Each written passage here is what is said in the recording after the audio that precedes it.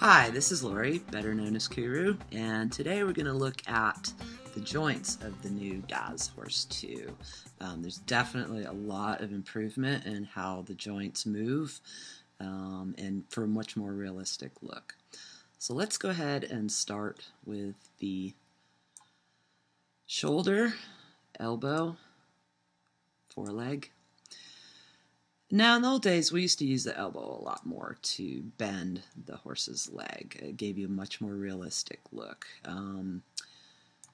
Now, it's not so great. It sort of has this bump here that I don't really care for. Even when you bend the foreleg, you sort of end up with this odd bump. So let's go back and reset those. And I've got limits turned off because that elbow doesn't bend very far in the first place. So let's go ahead and we're going to actually bring the leg up using the foreleg. Now here you can see in the preview it looks pretty awful. That's pretty similar to what the old mill horse looked like. But with the new Genesis technology, the smoothing, we get a much more realistic looking elbow. We start to get some point there. So let's go ahead and bring his shoulder up.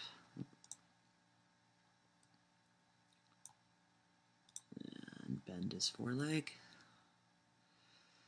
Now the other thing that's new is they've sort of retooled the pastern a little bit. Again, you're probably going to need to turn off limits to be able to get the amount of bend that you might really want for that. So bend his hoof a little bit.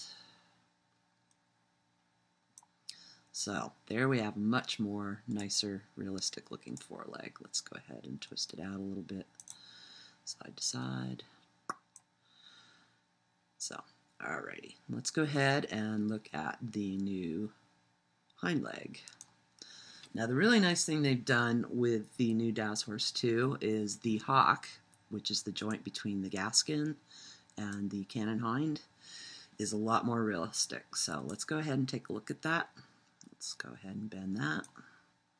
Especially when you're going for more extreme posing, you're going to get a lot more realistic look. Also the way that the thigh and the gaskin blend together is a lot more realistic as well. So let's go ahead and grab our cannon hind, and you'll see as I bend it, that's kind of what the old mill horse joint looked like. Pretty rough. As you see now, as I let go, it smooths out and we have a much more realistic looking hock here. On deselect so you can see it better. Much, much nicer. So let's go ahead and we're going to go ahead and bend that pastern. We reached our limit. So we'll go over to parameter settings, use limits, gone.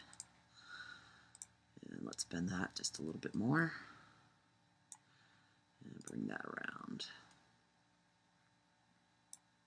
So there, much nicer bend to his leg. Now the tail, let's go ahead and look at the tail real quick since we're over here. In the old days, you kind of ended up having to do an awful lot by each segment. Now we're going to go back again. Select the whole horse, your Daz Horse 2, and you'll see under pose controls that we also have a pose control for the tail. Much easier. So there's your tail bend, side to side, twist, etc. So pretty much more one-stop shopping for that. Makes life a lot easier.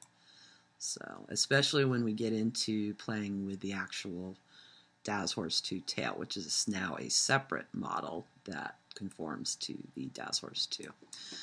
One of the other really nice new features of the Daz Horse 2 is the back and how it bends. It's much, much better.